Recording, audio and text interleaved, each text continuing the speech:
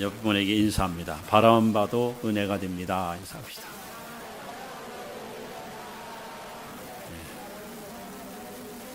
또 이쪽 바라보시고 곁에만 있어도 큰 힘이 됩니다.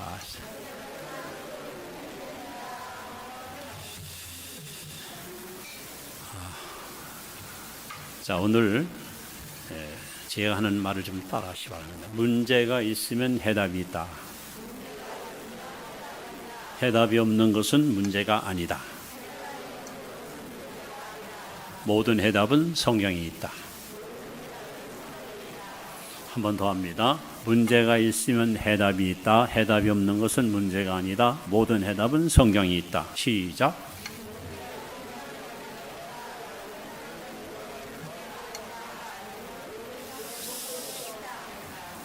어느 교회든지 담임 목사님이 똘똘하면 신자들이요 아주 눈망울이 똘방똘방해요. 담임 목사님이 어리부리하면 신자들도요 어리부리해요. 근데 하늘목 교회는 담임 목사님이 똘똘하니까 한 번만 더 하고, 자, 문제가 있으면 해답이 있다. 해답이 없는 것은 문제가 아니다. 모든 해답은 성경에 있다. 시작.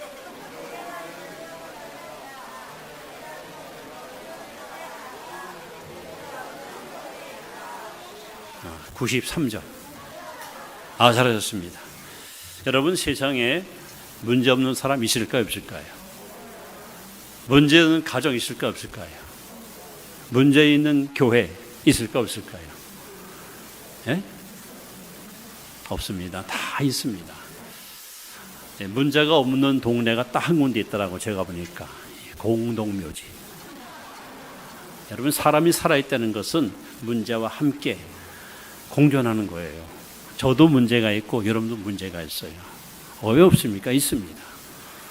자, 그런데 하나님은 우리의 형편을 너무 잘 아셔서 성경에 하나님이 문제의 열쇠를 우리에게 제공해 주시는데, 첫 번째 시편 37편 5절에 보시면 따라합시다. 내 길을 여호와께 맡기라.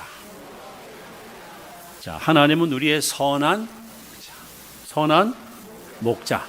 우리는 하나님의 양. 여러분, 인생길을 목자에게 맡기시면 하나님께서 여러분들을 안전하게 영광의 나라까지 인도해 줄 줄로 믿습니다. 그래서 내 길을 여호와께 맡기라. 시편 55편 22절에 따라합시다. 내 짐을 여호와께 맡기라.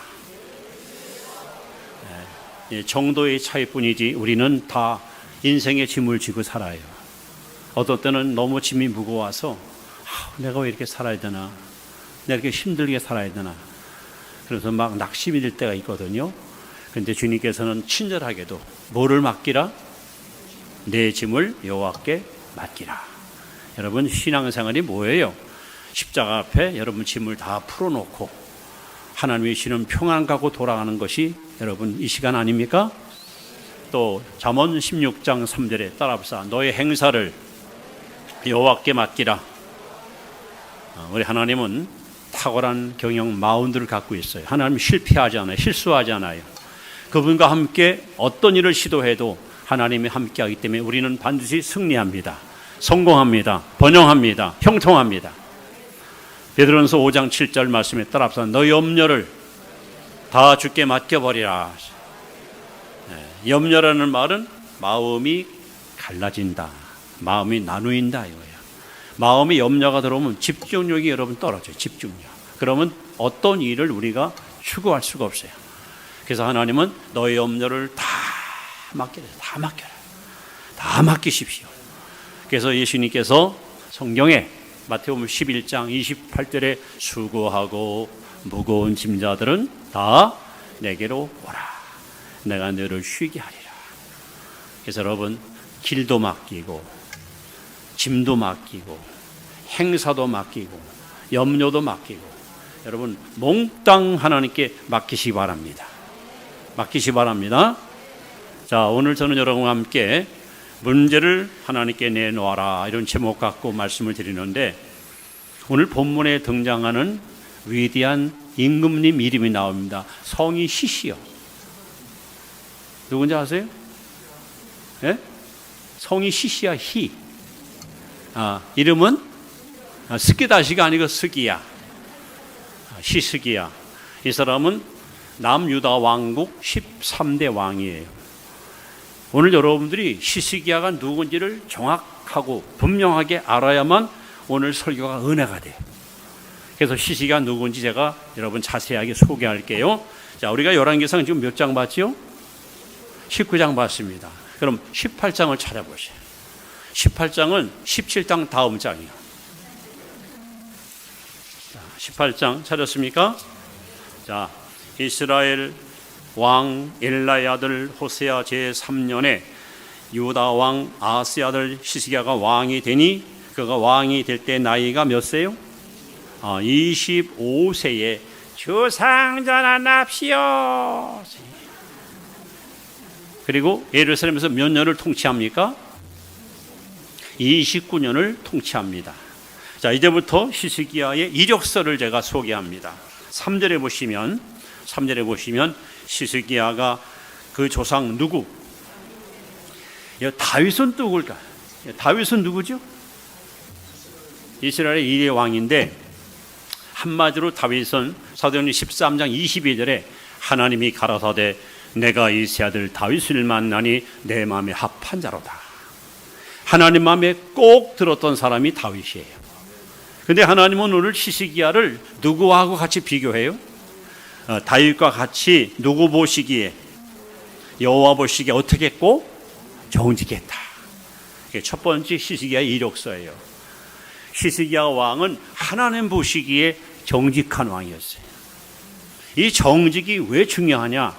시편 84편 11절에 보시면 따라해서 하나님은 정직한 자에게 아무 좋은 것도 아끼지 아니하시고 주시느니라. 여러분, 하나님이 주시는 모든 은혜를 받기 원하신다면 마음이 어떻게 돼요? 정직해야 돼요. 마음이 정직하면 하나님 아무것도 아끼지 않고 다 주십니다. 시스기야는 여호와 보시기에 정직한 임금이었습니다. 자, 5절에 넘어가면 시스기야가 이스라엘 하나님 여호와를 뭐 했다? 의지했는데 그 다음에 뭐라 쓰인지 아세요? 그의 전후 유다 여러 왕 중에 그런 자가 없었다. 이게 무슨 얘기예요? 시스기야는 철두철미한 신본주의, 하나님 제일주의, 이렇게 아주 확고한 믿음의 사람, 확고한 신앙의 인물이었습니다. 이 이스라엘 역사 속에 시스기야 같이 전에도 후에도 하나님만 의지하는 왕이 없었다는 거예요. 얼마나 신앙이 좋은 겁니까? 자, 넘어가서 6절에 보면은 곧 그가 여호와께 뭐 했다? 연합이 뭐예요? 하나님과 시스기야가 하나가 된 거야. 하나, 일치했어요. 한 몸, 한 뜻을 같이 하나 연합했습니다. 그래서 뭐라는 그에게서 떠나지 아니했다. 한마디로 말하면 시스기야 하나님께 어떻게 했다? 꼭 붙어 살아요. 우리 표에 나오네요. 내 안에 거하라 나도 너희 안에 거하리라. 여러분, 포도나무가 누구죠? 예수님. 우리는 뭐죠? 가지가 할 일은 딱 하나밖에 없어. 붙어만 있으면 돼. 붙어만 있으면 진액을 공급받아서 싹도 나고 잎도 나고 열매 맺는 거야. 내가 맺히려면 안 돼. 붙어만 있으면 자연적으로 맺게 돼 있어요. 시스기야는 하나님과 연합했습니다. 하나님께 붙어 살았습니다. 그리고 여호와께서 모세에게 명령하신 계명을 지켰더라. 하나님 말씀을 순종하고 실천했습니다. 자, 다시 한번 요약하면 시스기야는 첫째, 하나님 보시기에 정직했고 하나님만 의지했고 하나님과 연합했고 하나님 말씀을 지켜 행했고 그랬더니 7절에 어떤 복을 받습니까? 읽어보세요. 시작. 여호와께서 그와 함께 하심에 그가 어디를 가든지 뭐 했다? 형들. 이 복 받는 비기력이 있어요. 복은 그냥 오는 게 아니야. 야고보 1장 25절에 그 행하는 일에 복을 받으리라. 이렇게 정직하고 하나님만 의지하고 하나님과 연합하고 말씀대로 순종하니까 그가 어디를 가든지 하나님이 형통한 복을 주시는 줄 믿습니다. 자, 이 시시야가 이제 유다 왕국의 13번째 왕국 등극합니다. 그런데 집권 14년 되던 해에 절대절명의 위기를 만납니다. 솔로몬 사후에 안타깝게 이스라엘은 남과 북으로 분열입니다. 우리나라처럼, 대한민국처럼. 남쪽은 유다, 북쪽은 이스라엘. 이 북이스라엘이 아수르 제국에 의해서 BC 538년도에 멸망을 당합니다. 그리고 그 아수르의 사네립 황제라는 사람이 자국민 가운데서 가장 후전이 잘된, 우리로 말하면 특공대 군사 18만 5천 명을 이끌고 히스기야를 소위 무너뜨리기 위해서 부지아비에게 전쟁을 도모합니다. 마침 푸틴이 우크라이나를 갖다 친 것처럼.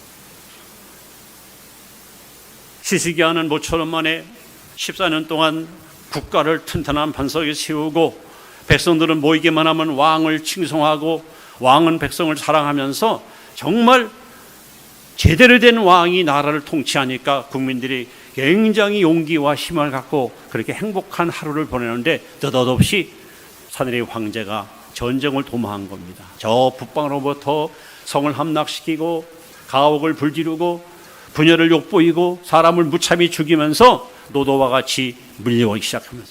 급기야는 예루살렘에서 멀지 않은 라기스에다가 소위 그 진을 치고 납사게라는 사람을 왕의 특사로 예루살렘 궁궐로 보냅니다. 너 이 서찰을 가지고 저 예루살렘에 들어가서 나를 배신하고 감히 내 말을 거역하는 시시가에게 이것을 전해주고 와. 전하, 명령 받들겠나이다. 문을 여시오. 사내 황제의 특사요. 전하, 사내 황제가 특사를 파송했는데 어찌면 죽였습니까? 가서 정정히 발언하시오. 전하, 저자가 아나무인입니다. 어쨌든 왕이 보낸 특사가 아닙니까? 어서 궁궐로 모시고 오시오. 납세는 사람이 예루살렘 궁궐에 들어와서 아주 기고만장하게 거드름 피우면서 안녕하십니까 전하. 우리 황제 폐가 전에는 서찰입니다. 어서 받아보시고 답시를 주시지요. 저희 황제 폐에서는 성질이 급하십니다. 이리 주시오.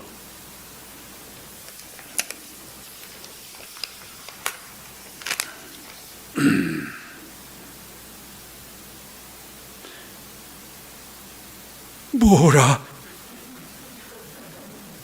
아니, 이럴 수가.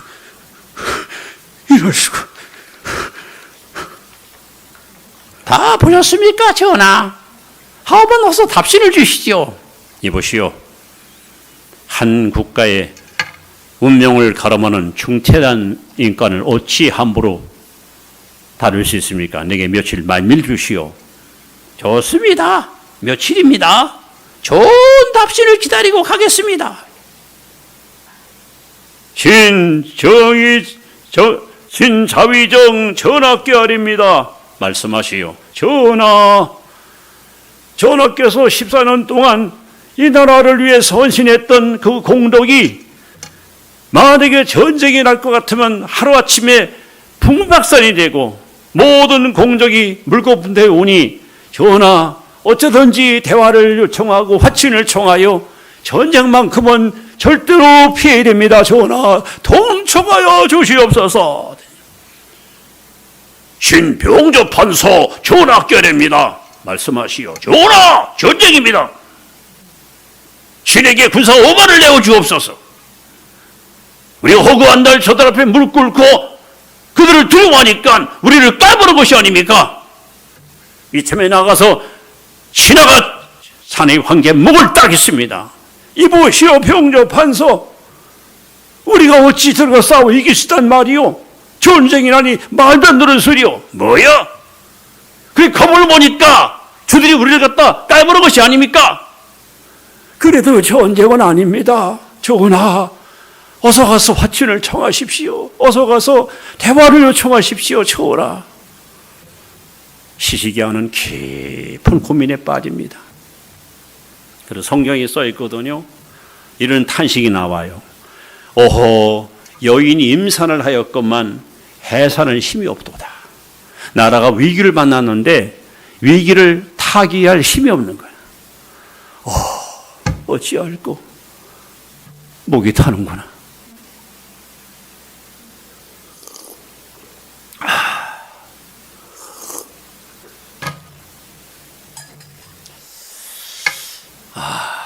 이 어찌하면 좋을꼬. 옳지. 그래. 이리하면 틀림없이 사내리 황제가 군사를 물릴 것이야. 그래서 시시야가 첫 번째 정책을 제안합니다. 자, 여러분 18장 14절을 같이 읽어봅니다. 시작.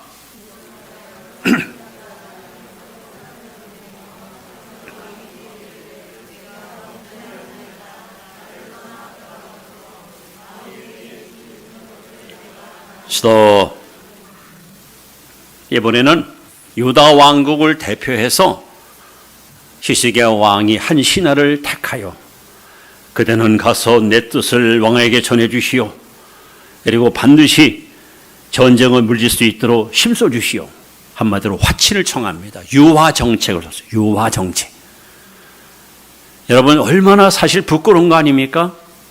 가자마자 사내리 황제 무릎을 꿇고 폐하 죽을 죄를 졌습니다.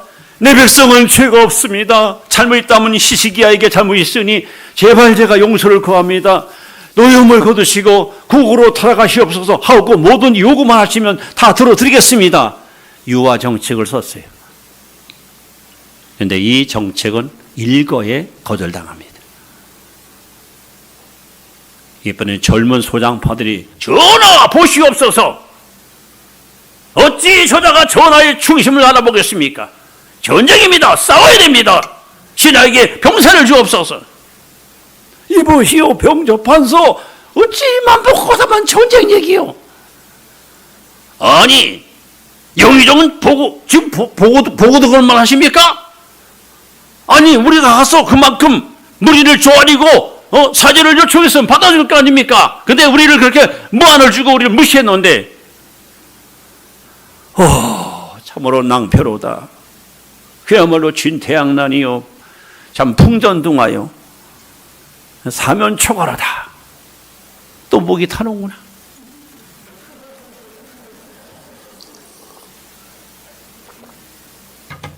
옳지. 이리 하면 되겠구나.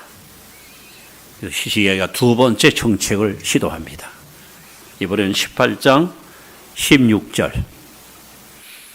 있습니다. 시작.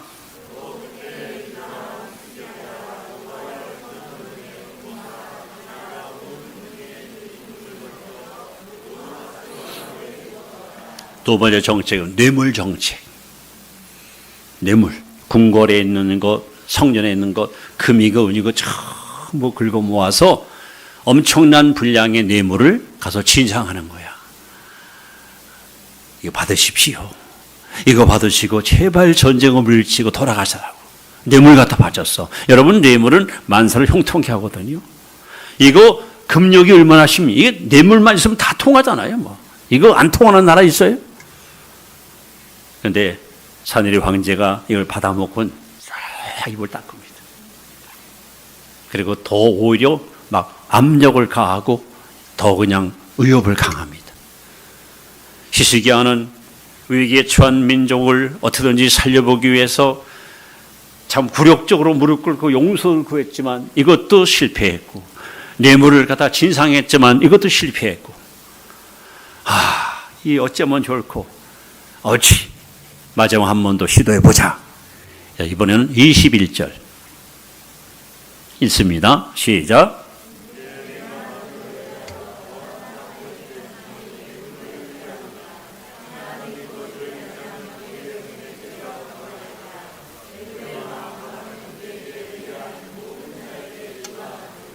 시시기야가 이번에는 소장파의 말을 듣고 애굽 바로에게 원병을 요청합니다.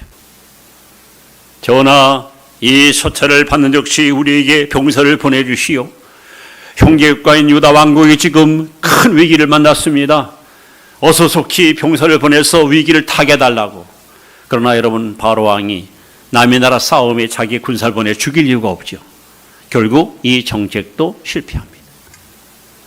여러분, 아까 제가 시시기야를 소개할 때 하나님 보시기에 정직했고 하나님만 의지했고 하나님과 연합했고 하나님 말씀대로 순종함으로 어디에 가든지 형통한 복을 받았어요.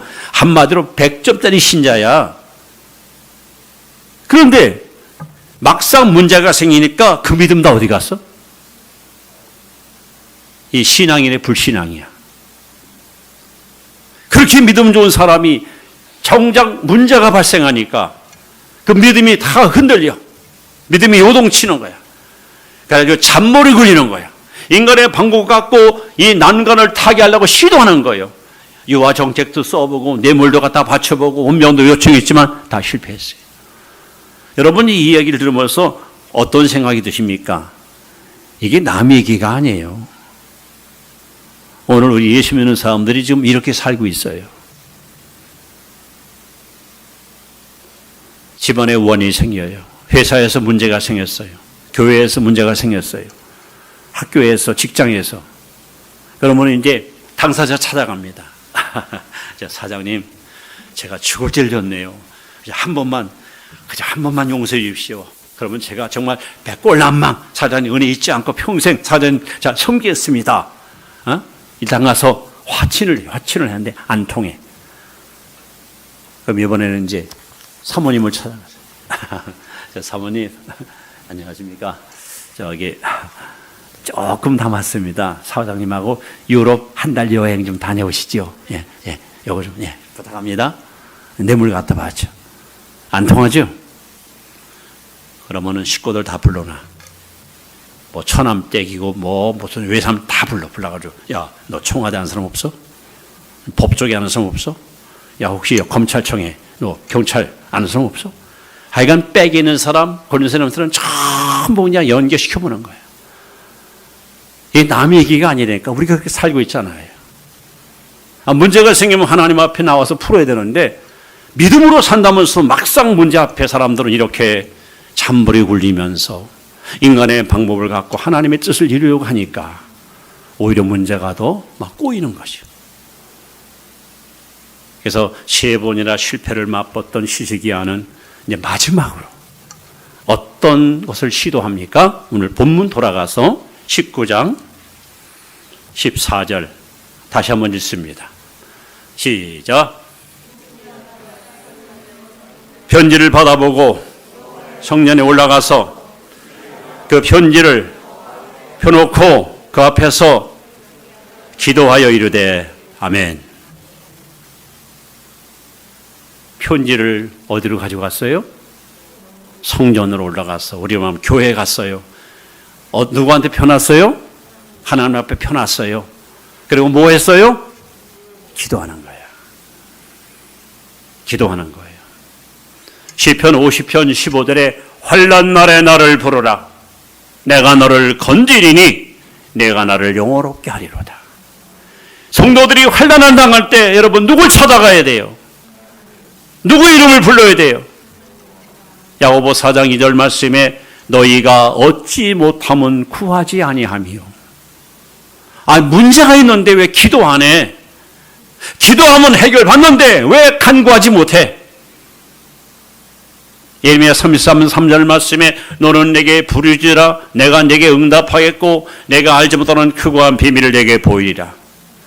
요한복음 14장 13절 말씀에 너희가 무엇이든지 내 이름으로 구하면 내가 시행하리라. 시시기야가 늦게 깨달았어. 인간의 방법을 다 써봐도 안 되니까 마지막 어떤 카드를 꺼냈습니까? 바로 기도입니다.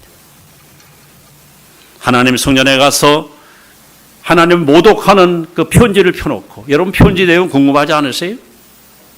아까 시시기야가 편지 보면서 부들부들 떨었잖아요. 아까 못 봤어요? 그걸 보셨죠? 막 그냥 아니 이럴 수가. 궁금하지 않았어요? 내용이? 안 궁금하세요? 내용을 요약하면 딱 세 가지예요. 히스기야야 항복하라. 첫 번째. 두 번째, 히스기야야 북이스라엘 기억하라. 이스라엘이 아수르에 의해서 멸망당했거든요. 세 번째, 히스기야야 내가 섬기는 내 하나님 여호와를 배신하고 나와 우리의 신을 섬겨라. 얼마나 모욕적인 편지입니까? 이 편지를 하나님 전에 가지고 와서 펴놓고 하나님께 기도하는 거예요. 여러분, 하나님 응답했을까 안 했을까요? 예? 응답했을까 안 할까? 모르시겠어요? 응답 안 했으면 내가 왜 이 자리에 왔습니까?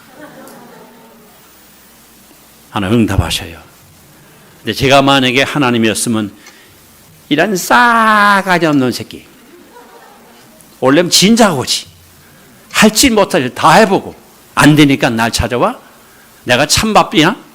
저는 그랬을 것 같아. 근데 하나님은 참으로 자비로우시고, 하나님은 참으로 너그러우시고, 하나님은 참으로 자비와 사랑이 넘으셔. 늦게 왔지만 물리치거나 외면하지 않고 그 기도를 듣고 응답 주시는데 세 가지 방법으로 응답을 하셔요. 여러분, 예수 그리스도는 어제나 오늘이나 영원토록 동일하십니다. 하나님은 지금도 이런 방법으로 여러분의 기도를 응답하십니다. 첫 번째, 어떻게 응답하실까? 오늘 20절 말씀에 첫 번째 응답이 여기 소개됩니다. 같이 읽습니다. 시작.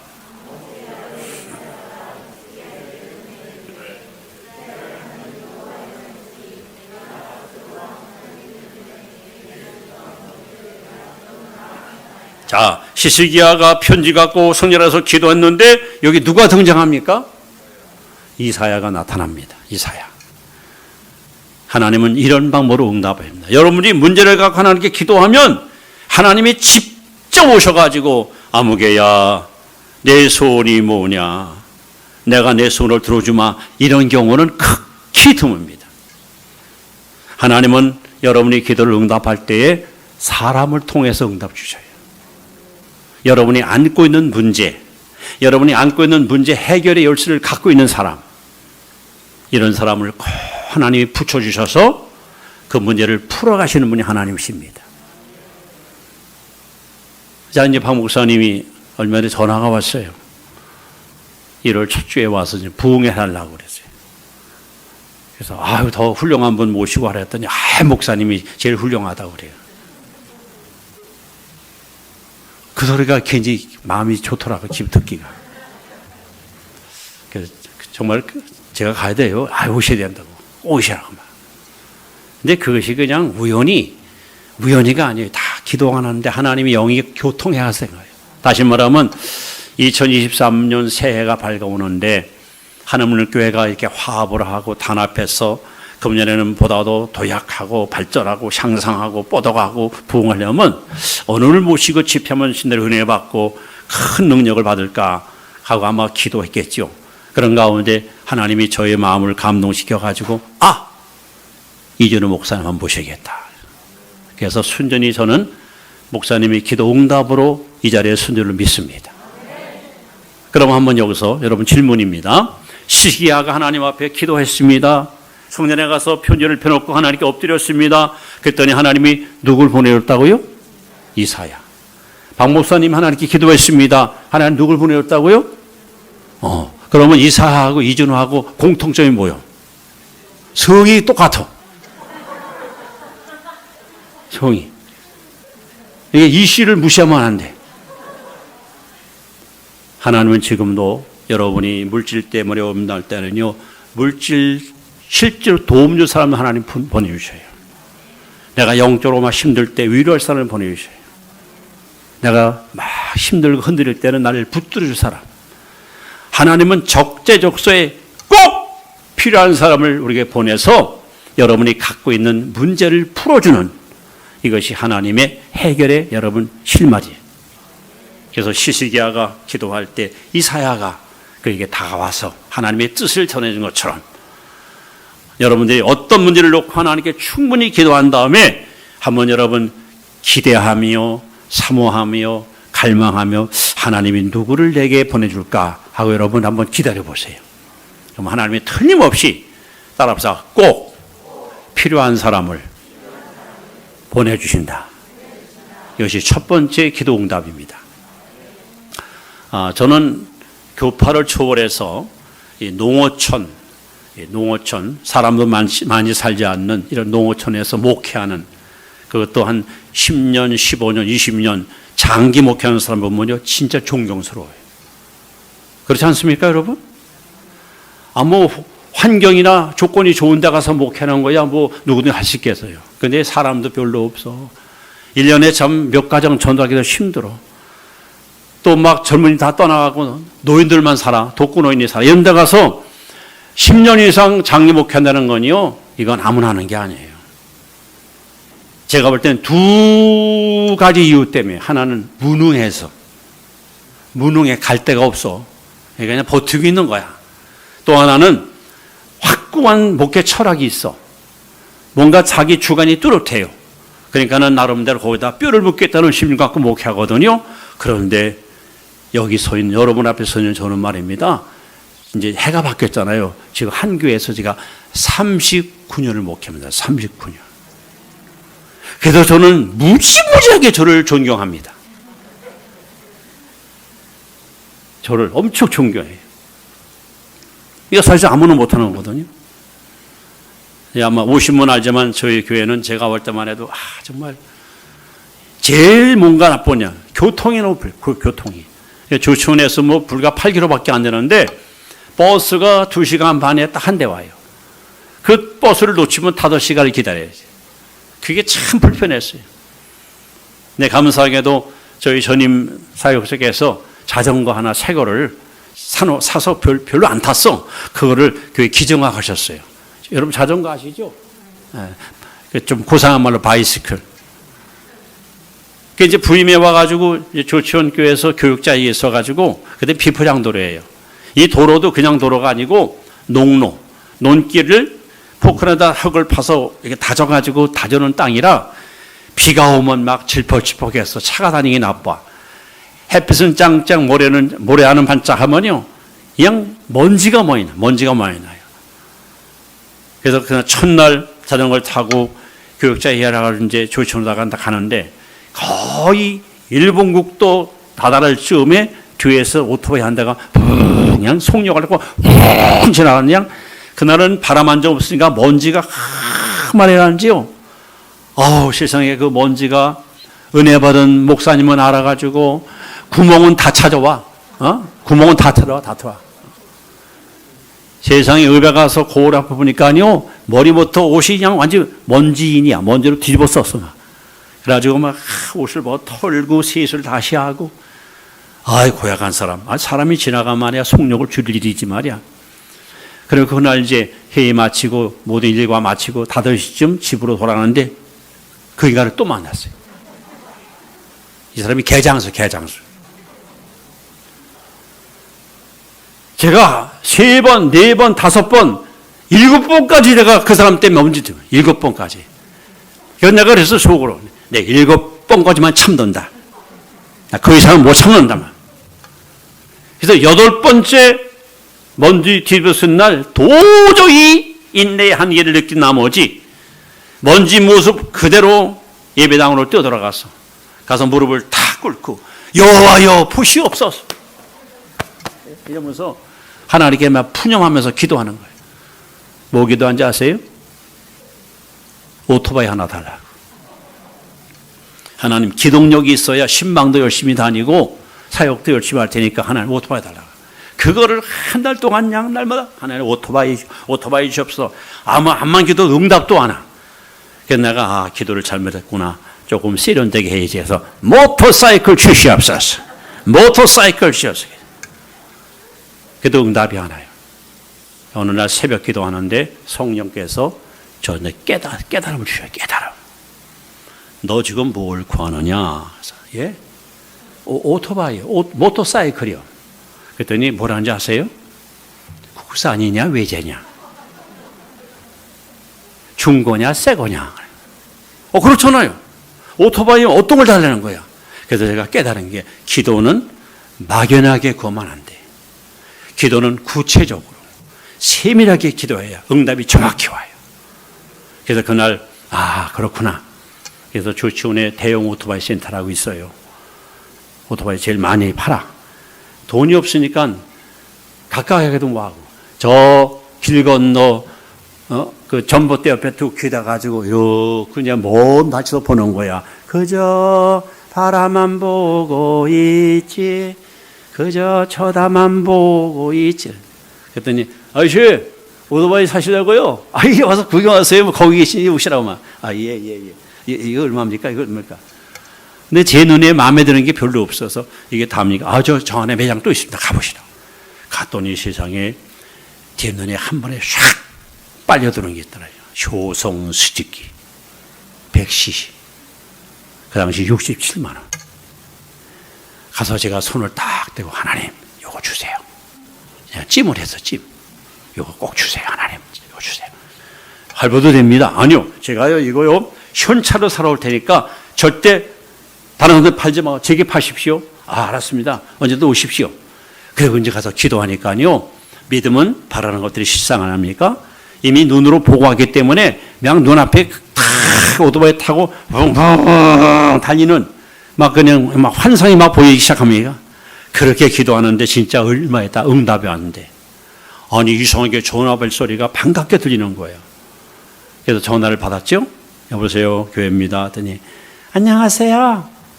저예요. 그래서 예? 저 누구신가요? 저요 서울이에요. 서울이요? 서울 어디? 여기 연희동. 저기 저 서대문. 예. 근데 누구신지 전 모르시겠어요?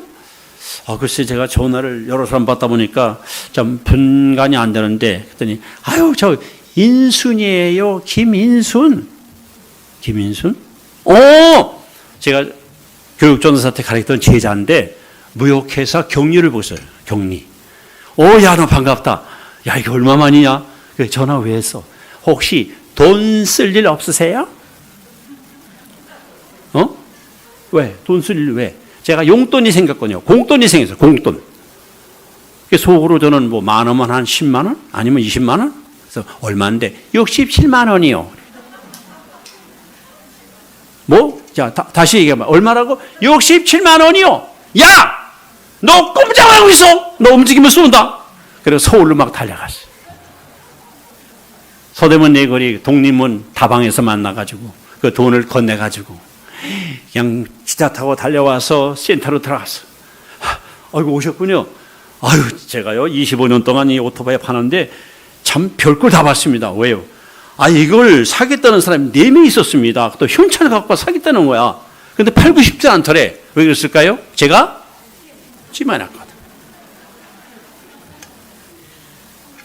돈을 줬더니 막 5만 원 제가 깎아드리겠습니다. 대신 당골하는 겁니다. 야 고맙습니다. 그러더니 참 헬멧 있나요? 그냥 뭐 시원하게. 아닙니다. 위험하고요. 기분이 다 까지고. 자, 요거 한번 써보세요. 잘 어울리시네. 됐습니다. 이거 제가 드리는 겁니다. 가만 써봐. 이거 안장도 쓰겠네. 하고 깔창 있죠? 그거 하나 더 깔아주더라고. 그래서 이제 5만 원 받은 거 까고 바로 옆에 주유소 가서 기름을 만땅골을 채우고 그리고 이제 탁 탔는데요. 개장소 오토바이는 중고에다가 아주 낡았어. 시동 한번 걸려면요.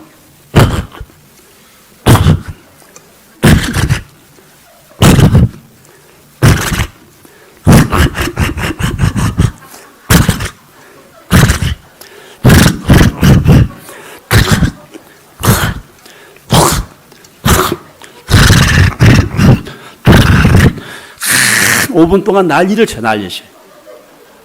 그런데 이 효성수기 100cc 20평짜리는요, 이거는 비상시에 쓰는 거고, 일단 키를 탁 틀고 여기 스타트 담아가 있어요. 손을 갖다 탁 대면 탁 누르면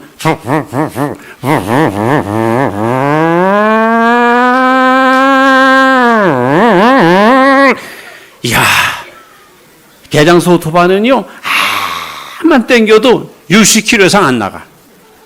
근데 이거는요, 땡기는 나가. 땅이 들어요. 보니까 뭐 80, 90, 100. 와, 세상에 그날 헬멧을 쓰고 그걸 달금락 쫙 달려가는데요. 그냥 기분이 얼마나 째지는지 뭐, 어휴, 이거 표현할 수 없는 거예요. 참 하나님은요, 지금까지 제가 목회하면서 일을 많이 경험했어요. 교회 건축할 때도 기도하면 물질이 필요하면 물질 필요하면 하나님 보내주셔요. 하여간 어쩌면 그렇게 하나님이 적재적소에 꼭 필요한 사람을 보내서 하나님의 일을 행할 수 있도록 인도해 주시더라. 여러분, 하나님 앞에 우리가 문제를 놓고 기도하면 지금도 하나님은 어떤 사람을요? 어떤 사람? 꼭 필요한 사람을 보내줄 줄로 믿습니다. 이게 첫 번째 하나님의 기도 응답이에요. 자, 두 번째 응답이 또 나옵니다. 이번에는 19장 35절로 내려갑니다. 히스기야가 기도할 때 하나님 어떻게 응답했을까요? 35절 읽습니다. 시작.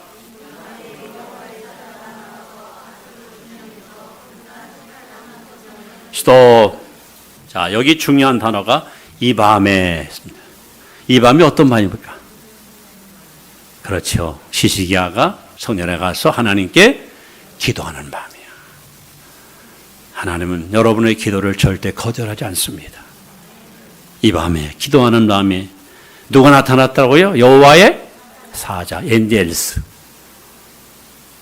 여러분, 하나님은 우리가 문제를 가지고 하나님께 나와서 간구할 때에 첫째는 꼭 필요한 사람을 붙여주셔서 문제를 풀어가게 하세요. 만약에 이 문제가 해결이 안 될 때 하나님 두 번째 방법이 시도합니다. 그게 뭐냐? 하나님의 천사를 보내줍니다. 하나님의 천사를 우리에게 보내줍니다. 그런 예는요, 성경에 많은 곳에 등장합니다. 창세기 18장에 보시면 아브라함이 뜻밖의 상수리 나무 그늘에서 12시에 쉬고 있는데 사람 셋이나 사람 셋이. 근데 사실 하나님과 천사가 사람의 모양으로 나타난 거예요. 근데 성경에는 사람 셋이 지나갔다 그랬어요. 그 하나님이 아브라함과 얼굴을 맞대고 대화합니다. 내가 하고자 하는 일을 아브라함에게 숨기겠느냐? 지금 하나님은 소돔성을 심판하기 위해서 마지막 소돔성을 보기 위해서 찾아오셨어. 아브라함이 하나님을 가로막습니다. 하나님은 의로우십니다. 그래, 난 의롭다.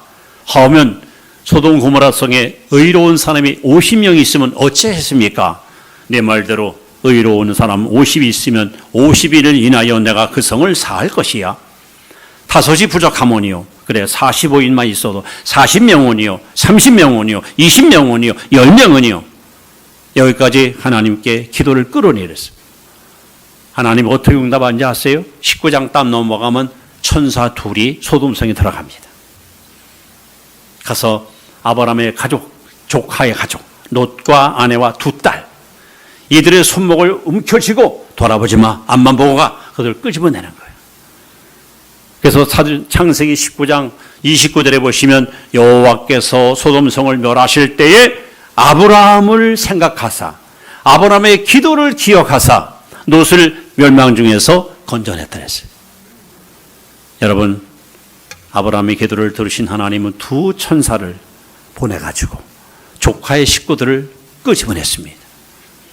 또 다니엘서 6장에 보시면 다니엘이 다른 원주민 총리들한테 시기 질투를 받아가지고 엉터리 법령에 완전히 묶여가지고 사다굴 속에 버림받습니다. 굶주린 사다굴 속에 다니엘이 던짐받았고 거기서 살아날 가능성은 100% 여러분 희박하거든요. 다리오 왕은 하나님을 모르는 사람이에요. 그런데 성경에 써 있거든요. 식음을 전폐하고 밤새 하나님께 기도해요. 다니엘, 하나님 어디 계십니까? 다니엘을 살려주세요. 제발 다니엘을 살려달라고. 그러고 나서 이른 새벽 동트기 전 왕이 사자굴로 달려갑니다. 다니엘아, 내가 살았느냐 죽었느냐? 내가 섬기는 너희 여호와께서 너를 지켜주지 않았던 말이 날 때 왕이여 내가 여기 살아있나이다. 오 너희 하나님 여호와를 송축할지어다. 세상에 하나님이 천사를 사자굴에 보내가지고 사자들이 다니엘을 오히려 옆에서 와가서 몸을 보호해주고 그 따뜻한 온기로 차가운 냉기를 여러분 가려줬어요. 한마디로 사자굴이 천사굴로 바뀌었어요. 하나님의 역사 얼마나 위대합니까? 신약에 나오면 사도행전 13, 12장에 베드로 사도가 교회를 부흥시키다가 감옥에 잡혀갔어요. 병사 16명이서 4명씩 2시간씩 교대로 보초를 씁니다. 안타까운 것은 그 감옥 안에 이미 문은 잠겨있고 열쇠가 잠겼는데 그 병사 2사람과 베드로의 발을 쇠사슬을 묶어놨어. 옴짝달싹 못해요. 탈출은 100% 불가능해요. 자, 이런 상황인데 성경은 이렇게 말합니다. 사도행전 12장 5절에 보시면 베드로는 옥에 갇혔고 교회는 그를 위하여 하나님께 간절히 빌더라. 여러분 합심기도가 얼마나 위대하십니까? 합심기도. 마태복음 18장 19절에 보시면 너희 2사람이 땅에서 무엇이든지 합심하여 구하면 하늘이신 너희 아버지께서 다 이루어 주시리라. 2사람만 합심해 기도해도 못 이룰 일이 없어. 그런데 다락방에서 많은 성도들이 하나님께 기도했습니다. 어떤 일이 벌어집니까? 베드로가 지금 감옥에서 곤에서 잠들어 있는데 천사가 다 나타납니다.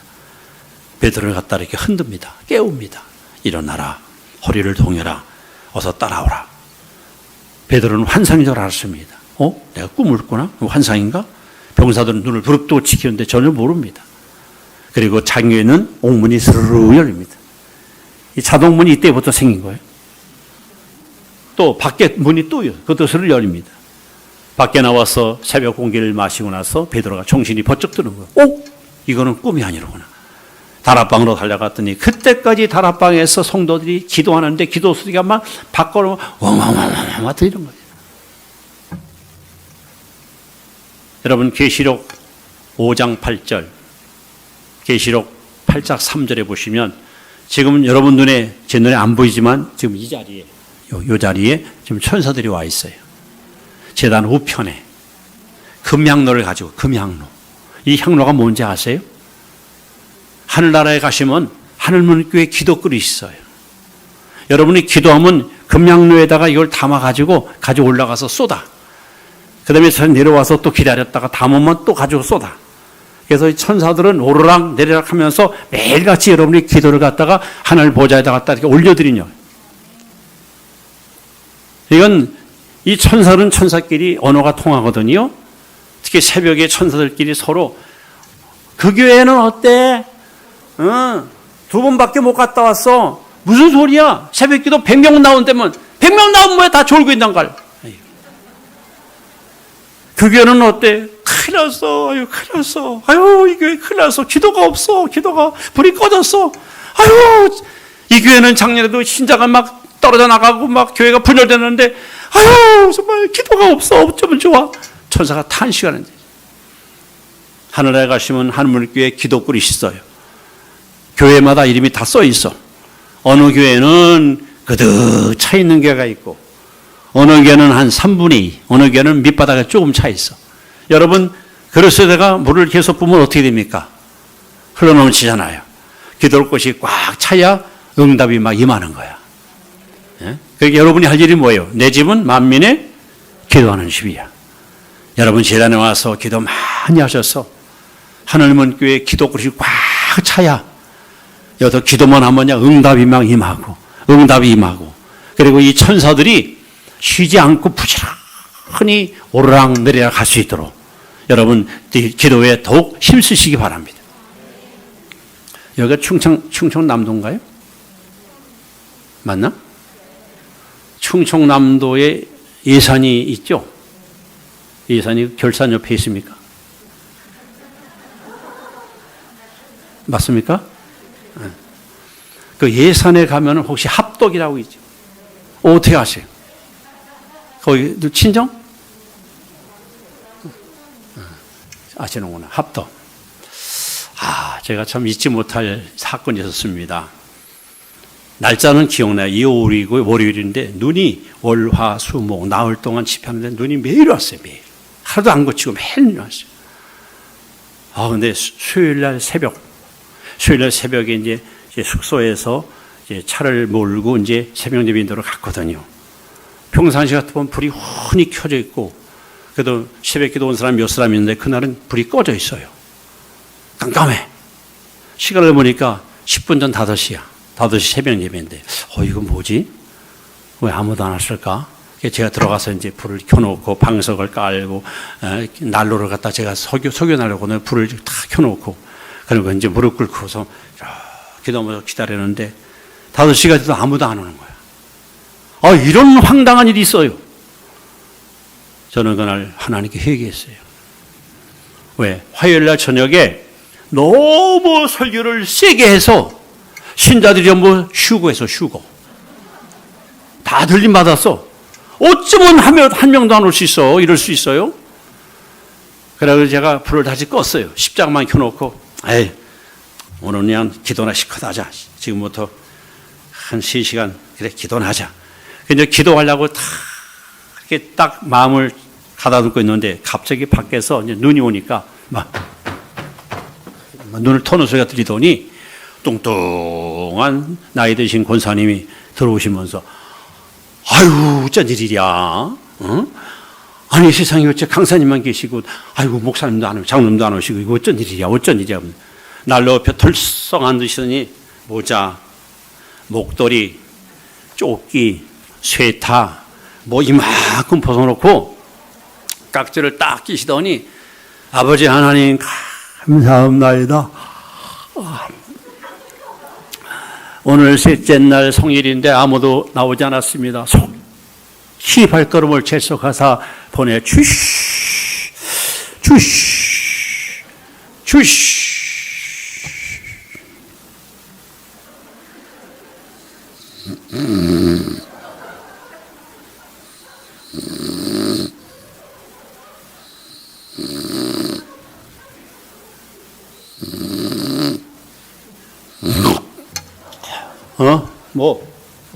자기가 콜다 자기가 놀래가지고. 그러면 또 아버지 시간 딸이, 세상 딸이 가까움나이다. 하나님 건강 줘서 순산할 수 있도록 힘 주시.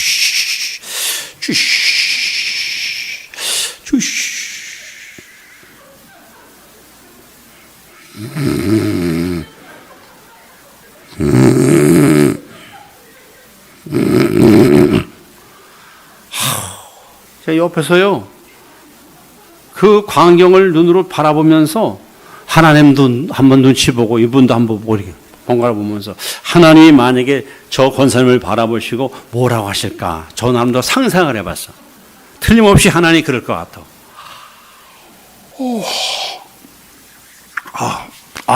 최권사야, 나는 왜 네가 기도하면 졸립냐? 졸려.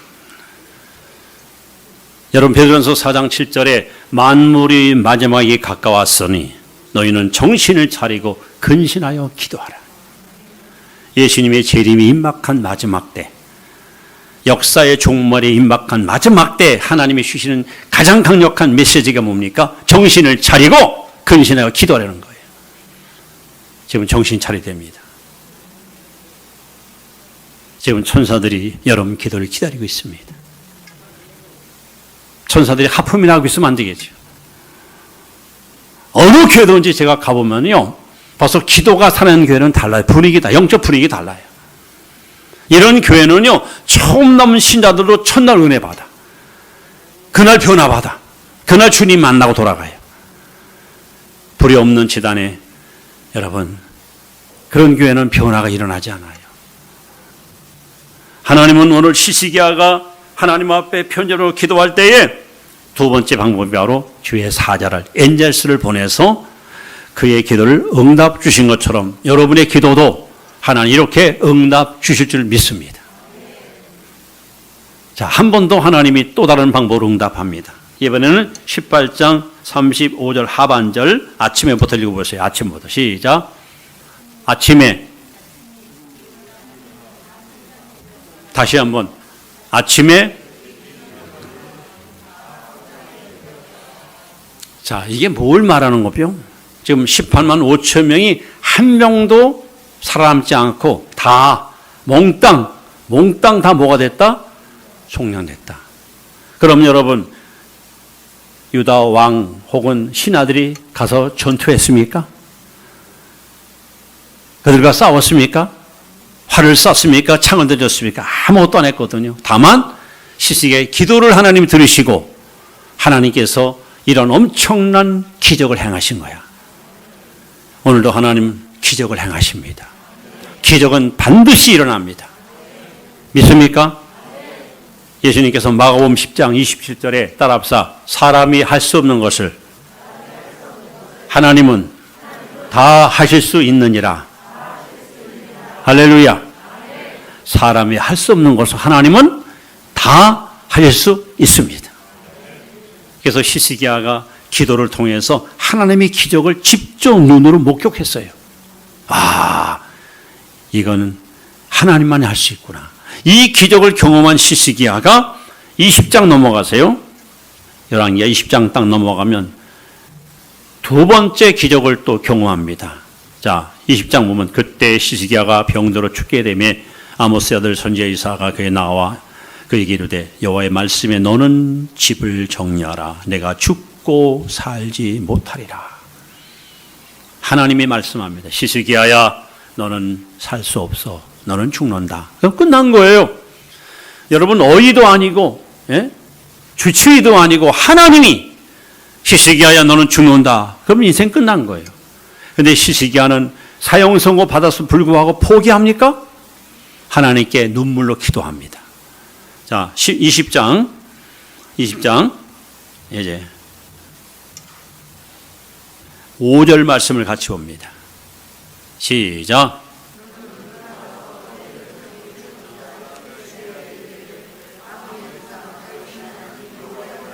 내가 내 기도를 들었고 내 눈물을 보았노라. 내가 너를 낫게 하리니 내가 3일 만에 여호와의 성전에 올라가겠고 내가 네 날을 15년을 더할 것이며. 됐습니다. 열왕기야 19장에서 기도를 통해서 기적을 경험했던 히스기야가 20장에 넘어가서 죽을 병 걸렸어요. 그 하나님이 너는 죽는다 하고 사형 선고했어요. 그런데 히스기야가 포기하지 않고 하나님께 눈물로 기도했어요. 하나님이 말씀합니다. 내가 네 기도를 들었고 네 눈물을 보았다. 그리고 내가 네 목숨을 몇 년을? 15년을 내가 더 보장해 주겠다는 거예요. 보세요. 기적은 또 다른 기적을 낳는 거예요. 저는 이 히스기야의 기도를 제가 직접 경험한 사람입니다. 뭐 아시는 분은 아시는 분은 모르지만 저는 불신자 가정에서 처음 예수 믿었어요. 저희 고향에는 교회도 없고 신자도 아무도 없고 한 사람도 집안에 믿는 사람 없어요. 제가 돌연변이죠. 제가 예수 믿었으니까. 저희 어머니가 제가 이제 7남매 중 막내 아들인데 어릴 때 간간히 이런 말씀을 하세요. 막내야, 엄마는 오래 못 산다 그래요. 난 그 소리가 막 겁이 나서 두려웠어요. 엄마 왜? 너 이모들 봐라. 이모가 넷이거든요. 근데 세 사람이 40대 다 죽었어요. 40대. 단명. 봐라, 너 이모들 다 일찍 죽었지 않니? 우리 집안은 단명하는 집안이다. 그럼 제가 엄마 그러지 마시고 이모모까지 오래 사세요. 제가 효도 많이 할게요. 그랬어요. 그런데 제가 신학교 2학년 때 그때 65세 연락이 왔어요. 고향에서 아버님한테서. 야, 너희 어머니 돌아가신다. 빨리 오너라. 그날 왜 눈이 그렇게 많이 오는지 보통 같으면 2시간 40분 갈 거리인데요. 4시간 걸려가지고 집에 도착했어요. 밤 11시.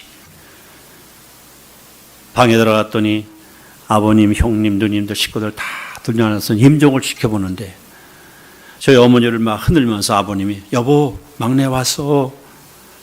보고 싶다 그랬잖아. 이 사람 눈 좀 떠봐. 어서 눈 좀 떠봐.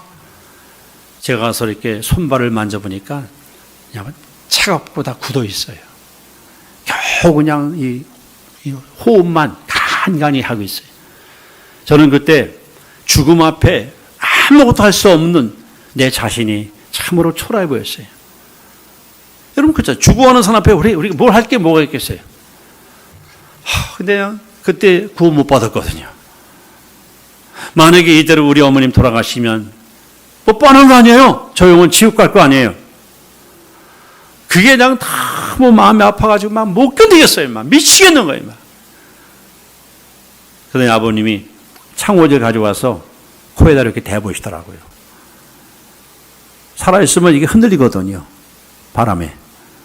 근데 안 흔들려요. 맥을 다 짚어오더라고요. 그러더니 그냥 다 끝났다. 장례준비하라. 혼입을 갖다 이렇게 덮어놨어요. 식구들이 아이고 하면서 이제 초상이 났어요. 밖에는 왜 이렇게 눈이 하염없이 쏟아지는지 밖으로 뛰쳐나갔습니다.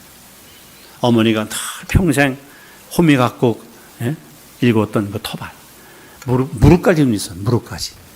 무릎을 꿇었어요. 11시 한 반 됐습니다.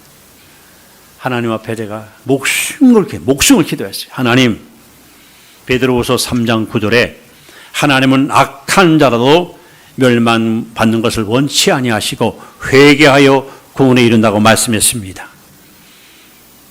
하나님, 이대로 우리 어머님 돌아가시면 평생에 수치를 안고 살아야 됩니다. 부모도 구원시키지 못한 주제에 어디 가서 복음 전합니까? 또 어머니 한 분 하나님 이대로 생명 거둬간들 하나님께 유익한 것이 무엇이 있습니까? 살려서 기적을 보여주시면 평생에 제가 하나님을 만민 앞에 가서 증거할 것이고 이 생생한 간증을 통해서 하나님 살아계심을 제가 열심히 해서 선포하겠습니다. 그렇게 하나님께 기도하기를 12시, 1시, 2시, 3시, 4시, 6시간 동안을 하나님께 그냥 빗을 기도했어요. 눈은 내리고 눈물, 콧물, 땀 그냥 이게 번복돼 가지고 옷이 푹 젖어 있어요. 새벽 5시 반쯤 갑자기 조명처럼 하늘에서 막 빛이 이렇게 쫙 저한테 내려오는 거예요. 그리고 제 입에서 자연스럽게 찬송이 흘러나옵니다. 내 영혼의 극히 깊은 데서 맑은 가락이 울려나네. 평화 평화로다 하늘 위에서 내려오네. 이 찬송을 계속 한 30분 불렀어. 30분. 평화로다 평화로다 하늘에서 내려오네. 마음에 있는 두려움, 근심, 염려가 싹 소멸되면서 막 마음에 평안이 오고 기쁨이 오고 막 희망이 막 밀려옵니다. 무릎 꿇은 지 한 8시간 지나서 일어나가지고 쩔뚝거리면서 이제 대문을 열고 마당을 지나 마루를 지나 방에 들어갔어요. 큰 누님이 어머니 시신 옆에서 그냥 피곤해서 그러고 팔 펴고 이렇게 누워 있어요. 촛불 켜놓고 가서 제가 혼이불을 싹 지켜놓고 오른손은 어머니 이마에 왼손은 어머니 가슴에 이렇게 올려놓고 나는 부활이요 생명이니 나를 믿는 자는 죽어도 살겠고 무릇 살아서 나를 믿는 자는 영원히 죽지 아니하리라. 사망아 너 이기는 것이 어디 있느냐. 사망아 너희 쏘는 것이 어디 있느냐. 하나님 사는 말씀을 선포하고 기도하고 그리고 어머니 제가 왔습니다. 어서 눈을 뜨세요. 여러분 하나님이 다시 혼을 보내보셔서 어머니를 살아냈습니다. 살아냈어요. 저를 막 이렇게 끌어안으시면서 막 얼굴을 막 피면서 난리 났죠. 식구들이 그냥. 그래서 저는 그날부터 저를 제 기도를 들으시고 15년을 15년 시스기와 같이 또 15년 80세에 하나님께서 데려가셨는데 저는 그 은혜를 입었기 때문에 정말 한순간도 한 시간도 헛되이 보내지 않고 이 은혜를 내가 어떻게 보답할까. 그래서 가는 곳마다 최선을 다해서 하나님을 증거하고 자랑하고 복음을 전하고 여기까지 왔습니다. 그런데 하필이면 토요일 날 돌아가셨는데 저는 연락이 온 거예요. 근데 하나님 말씀이 제게 들려옵니다. 손에 쟁기를 잡은 자가 저를 돌아보며 합당치 않다. 죽은 자는 죽은 자로 장사케 하고 너는 나를 따르라. 그래서 저는 못 갑니다. 목사가 강단 지켜야지. 주일에 성수해야지. 어디 갑니까? 저는 이미 15년 동안 자식으로서 효도를 다하기 때문에 조금도 후회가 없습니다. 그래서 월요일 날 저 철원성 열교회 부흥회 가려고 이제 고향으로 들렸다 가려고 갔는데 제가 그랬거든요. 15년 동안 이 기도했어요. 하나님, 저희 어머님 마지막 가는 길 아름다운 죽음으로 하나님께 영광되게 해달라고 기도했어요. 그런데 세상에 저희 교회 그 기억에 있는 목사님, 장로님들 한 30여 명이 가셔서 당신들이 상여를 메고 막 찬송 부르며 사는데 우리 어머니 복도 많다. 마지막 가는 길 지회종들이 저렇게 환성해 주니 얼마나 좋을까. 그런데 거기서 철원까지는 한 5시간을 가야 돼요. 차를 몰고. 그래서 막 제 손으로다가 어머니를 좀 여물해서 장례 치르려고 했는데 도저히 시간이 안 돼. 그래서 할 수 없이 돌아가신 그 송익호 목사님이라고 거기다 총회장 목사님 죄송합니다. 제 부흥의 시간 때문에 그냥 가야겠습니다. 가.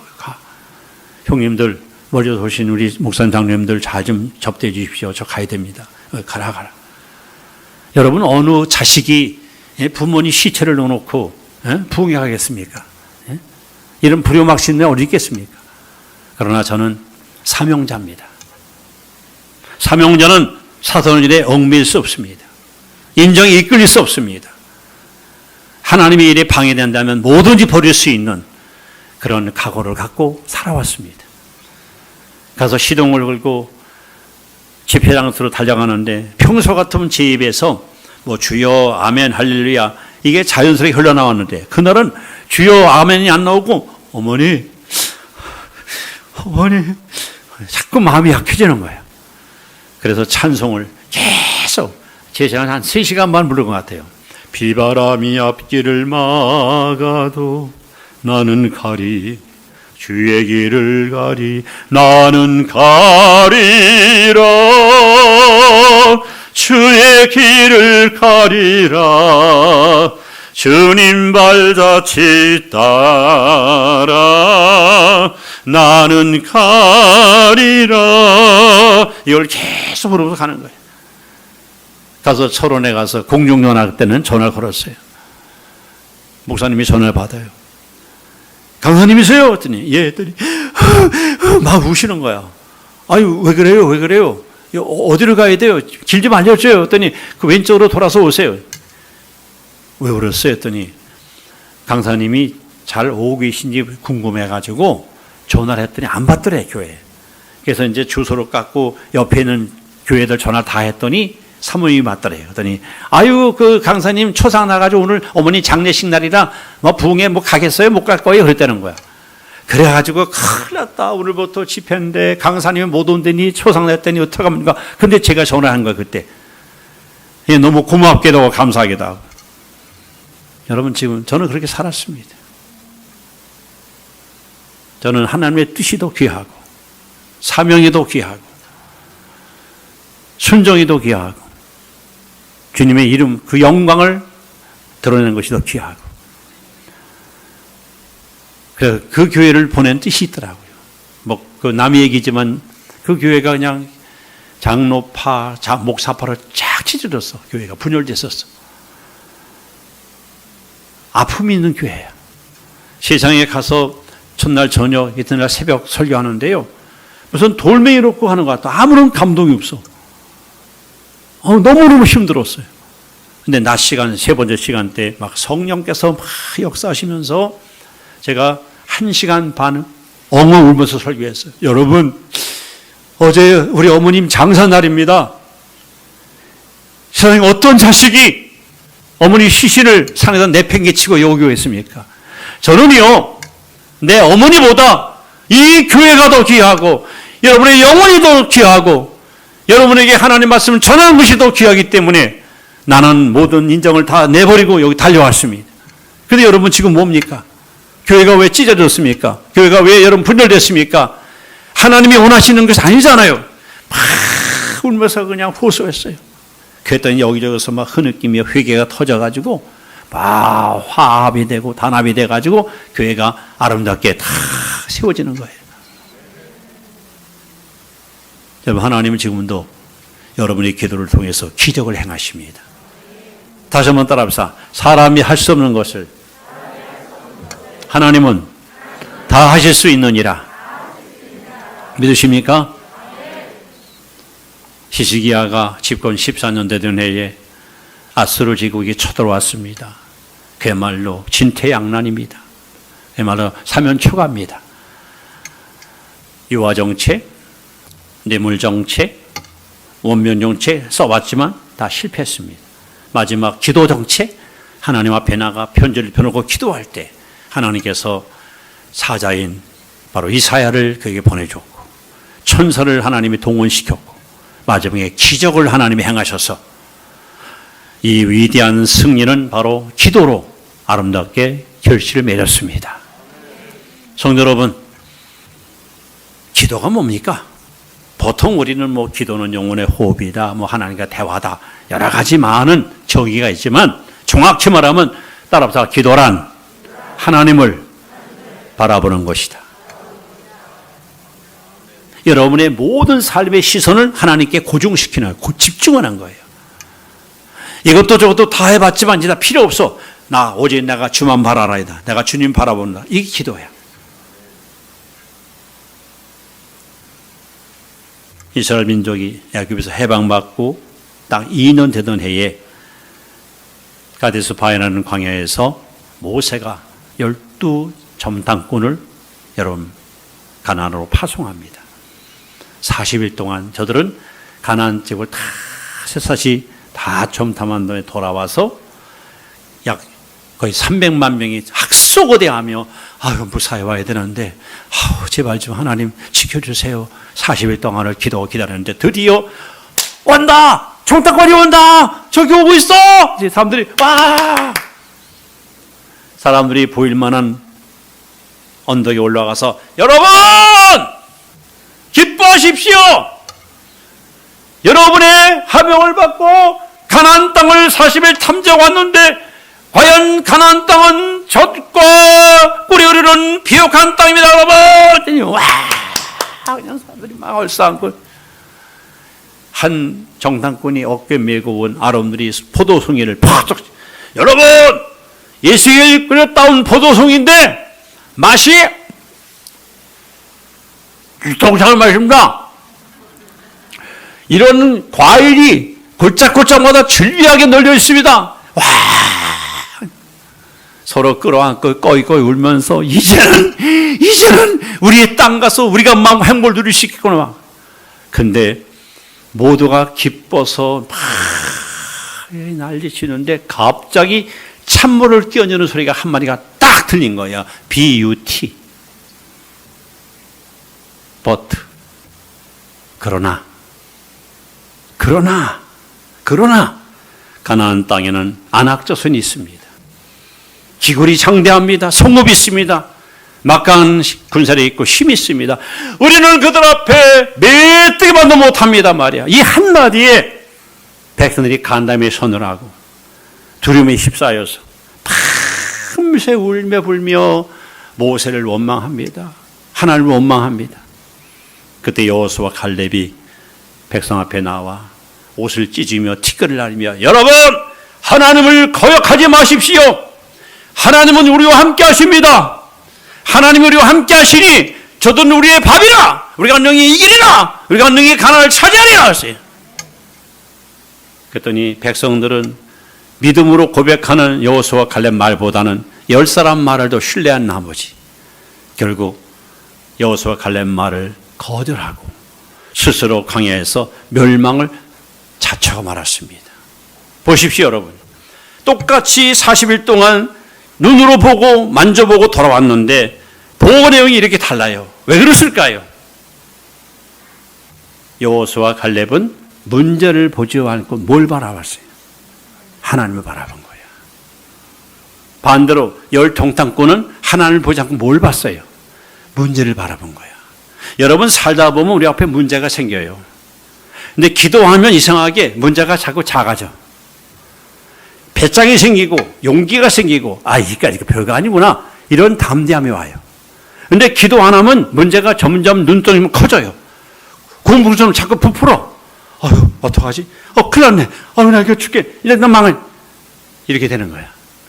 여호수아와 갈렙은 문제를 바라보지 않았어. 하나님만 바라보는 거예요. 하나님 바라보니까 저거 우리 밥이야. 이런 엄청난 용기의 고백이 나오는 거야. 그러나 열탕정고는 하나님 보지 않고 문제를 바라봐요. 우리는 그들 앞에 믿지 못합니다. 똑같은 교회 와서 똑같은 예수 믿어도 기도하는 사람과 기도 없는 사람의 차이가 여기서 갈라집니다. 여러분 문제를 봐지 마시고 문제를 해결하는 하나님을 바라보세요.